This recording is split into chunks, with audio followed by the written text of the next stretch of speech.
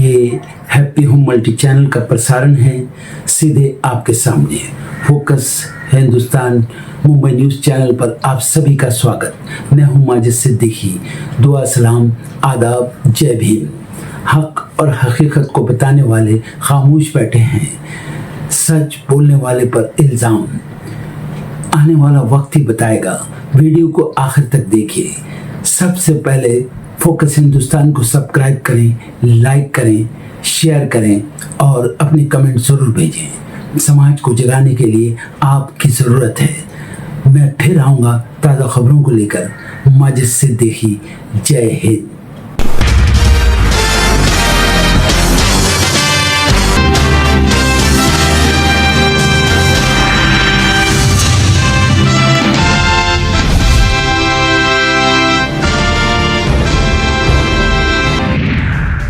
प्रधान इस्तीफा नहीं देते तो बैठक का कोई मतलब नहीं, सरकार पर भड़की सीजेपी। पुलिस ने जंतर मंतर पर बढ़ाई बैरिकेडिंग, प्रदर्शनकारियों की चेतावनी, इस्तीफा नहीं हुआ तो लेंगे एक्शन। सीजेपी के फाउंडर अभिजीत दिप्के का पीएम मोदी पर हमला, कहा बैरिकेड्स लगाकर जंतर मंतर को जेल बनाया गया। मेट्रो स्टेशन और सीपी पर दुकानें बंद की, प्रधान को बचाने के लिए पूरी दिल्ली का जीना हराम कर दिया। सीजेपी की सरकार के साथ आज फिर होगी बैठक। आशुतोष राका ने कहा मुआवजे और दर्ज केस वापस लेने पर सरकार से लिखित समझौते की उम्मीद। शिक्षा मंत्री के इस्तीफे पर सरकार के जवाब का इंतजार। डील करनी होती तो क्या 26 दिन भूखा रहता? अनशन तोड़ने को लेकर उठते सवालों पर आया सोशल एक्टिविस्ट सोनम वांगचुक का जवाब। बीते दिन केंद्रीय मंत्री नड्डा ने खुलवाया था अनशन। शिक्षा मंत्री धर्मेंद्र प्रधान की इस्तीफे की मांग को लेकर आज बुलाया गया है बिहार बंद। वाम दलों को महागठबंधन ने दिया समर्थन। सुबह से ही कई इलाकों में प्रदर्शन जारी। नीट पेपर लीक मामले में कांग्रेस का बड़ा कदम। छात्रों के साथ हुई कथित बर्बरता के विरोध में आज कांग्रेस पार्टी निकालेगी कैंडल मार्च। राहुल गांधी करेंगे मार्च का नेतृत्व। शिकंजे में महाराष्ट्र टीटी पेपर लीक का मुख्य आरोपी। बिहार से दबोचा गया विजेंद्र कुमार गुप्ता। भिवंडी पुलिस ने बिहार से किया गिरफ्तार। केंद्रीय राज्य मंत्री बिट्टू ने दिया इस्तीफा। मोदी कैबिनेट में पंजाब से इकलौते मंत्री थे बिट्टू। बीजेपी से राज्यसभा टिकट न मिलने को लेकर बताए जा रहे थे नाराज। कॉमनवेल्थ गेम्स में पैरा पावर लिफ्टर झंडू कुमार ने खोला भारत का खाता। पुरुषों की हैवीवेट पैरा पावर लिफ्टिंग में जीता ब्रॉन्ज मेडल। दूसरे अटेम्प्ट में 190 किलो की सफल लिफ्ट की। छात्र और युवाओं के प्रदर्शन पर आरएसएस प्रमुख मोहन भागवत का बड़ा बयान, कहा डिक्टेशन नहीं डिस्कशन कीजिए, शैली बदलना पड़ेगा, हर बात पर तर्क और सवाल चाहती है नई पीढ़ी। बहरीन और कुवैत ने पहली बार ईरान में की भारी बमबारी, ड्रोन और मिसाइल डिपो तबाह। अमेरिकी मीडिया वॉल स्ट्रीट जर्नल की रिपोर्ट में बड़ा दावा, खाड़ी क्षेत्र में महायुद्ध का खतरा। होर्मुज में भारतीय क्रू वाले जहाज पर फिर हुआ हमला। अमेरिकी नौसेना ने बचने के लिए दिया 15 मिनट और दाग दी मिसाइल। भारतीय दूतावास ने की सभी भारतीय चालक दल के सदस्यों के सुरक्षित होने की पुष्टि। सऊदी अरब ने यमन पर बोला हमला। हौदेदाह में हूती ठिकानों पर की बमबारी। लाल सागर से गुजर रहे 2 सऊदी तेल टैंकरों को निशाना बनाए जाने का लिया बदला। पश्चिम एशिया में नई जंग का खतरा। यूक्रेनी राजधानी में चल रहे आर्म्स शो पर हमला। रूस ने दागी बैलिस्टिक मिसाइल, 10 की गई जान जबकि 100 घायल। काम की बातचीत चाहते हैं, धोखा नहीं। पीओके के प्रदर्शनकारियों ने पाकिस्तानी सेना और सरकार को किया साफ। दोबारा लॉन्ग मार्च की दी चेतावनी। H1B वीजा पर अमेरिकी राष्ट्रपति डोनाल्ड ट्रंप को कोर्ट से झटका। $1 लाख फीस पर जारी रहेगी रोक। भारतीयों को बड़ी राहत। ग्रामीण भारत की कमाई थमी, खर्च बढ़ा।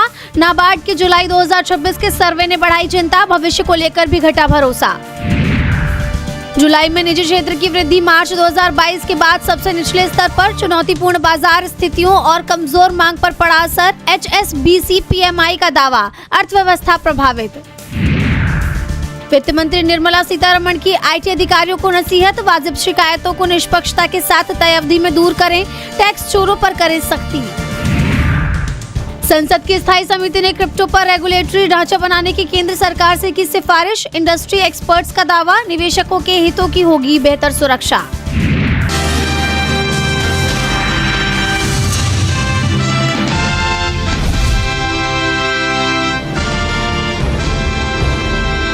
कितने लोगों ने कल रात को इंस्टाग्राम वीडियो देखा? किसी ने? लाठी खाने के बाद क्या आप उनके फ्रेंड बन सकते हो? टीयर गैस झेलने के बाद क्या आप उनके फ्रेंड बन सकते हो? पेपर लीक होने के बाद क्या आप उनके फ्रेंड बन सकते हो? संविधान पे अत्याचार करने वालों के क्या आप दोस्त बन सकते हो? जब जब वो डरते हैं तब तब वो हिंदू मुस्लिम करते हैं, क्या वो उनके फ्रेंड बन सकते हो? जब जब वो डरते हैं, जाति धर्म की बात करते हैं, भाषा की बात करते हैं, क्या आप उनके दोस्त बन सकते हो? और जो आपत्ति के समय हमारे बीच नहीं लेकिन परदेश जाते हैं, क्या आप उनके फ्रेंड बन सकते हो? तो जब तक धर्मेंद्र प्रधान इस्तीफा नहीं देते, क्या आप शांत बैठने वाले हो? यहां अमित है, मैं हूं, संजय राउत जी है, काफी सारे नेता हैं, लेकिन हम सबसे बड़ी आवाज आप हो।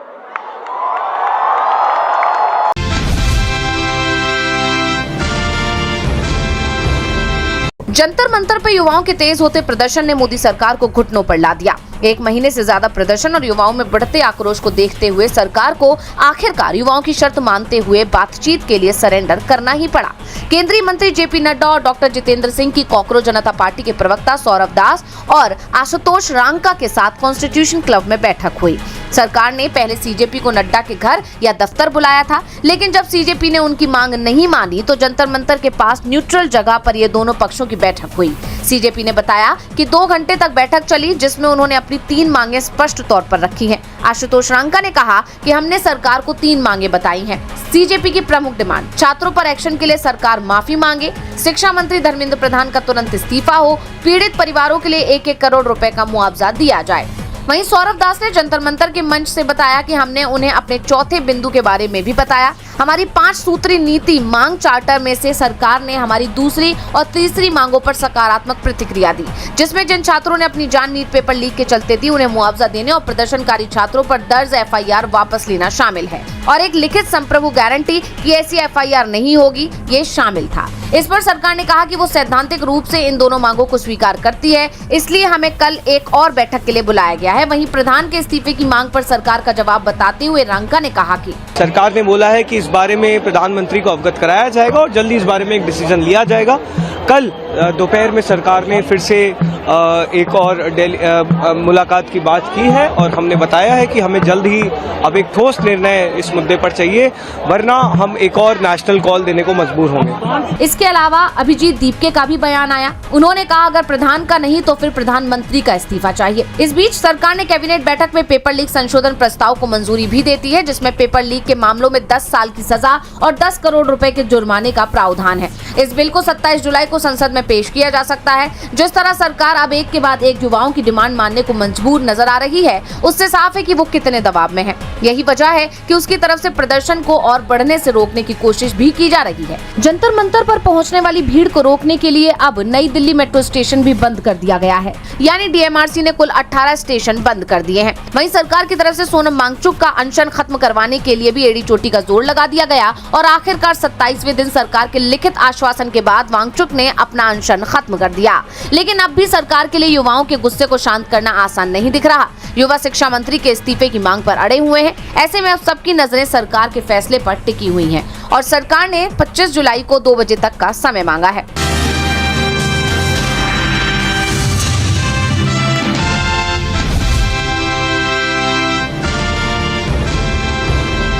नीट पेपर लीक मामले में 24 जुलाई को सुप्रीम कोर्ट में हुई सुनवाई के दौरान अदालत ने केंद्र सरकार को स्पष्ट संदेश दिया कि अब परीक्षाओं को अस्थायी इंतजामों के भरोसे नहीं छोड़ा जा सकता।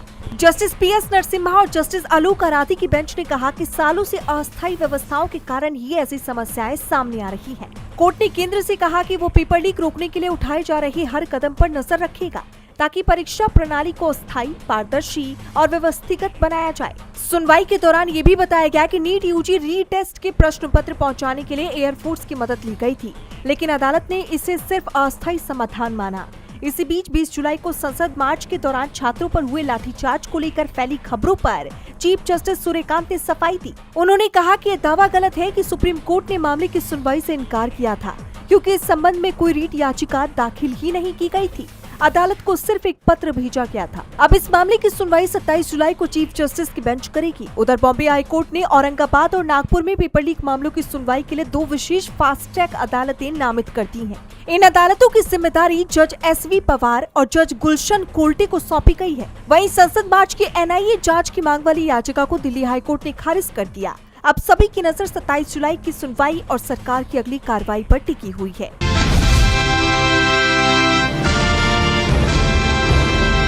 ईरान और अमेरिका के बीच पिछले 2 हफ्तों से जारी जंग के और खतरनाक होने की आशंका बढ़ती जा रही है।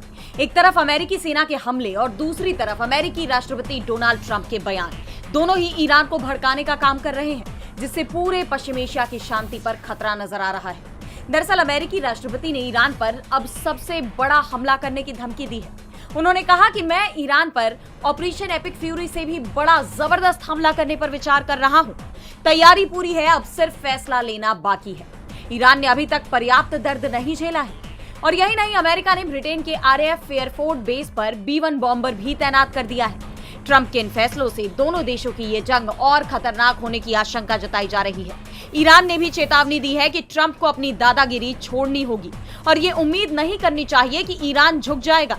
ईरान के chief justice Ghulam Hussain मोहसनी Ejei ने कहा कि अमेरिका और डोनाल्ड ट्रंप के सामने सिर्फ एक ही रास्ता है, वे अपनी अनुचित मांगों को बंद करें। ईरान कभी भी उनके आगे सरेंडर करेगा, ये भ्रम नहीं पालना चाहिए।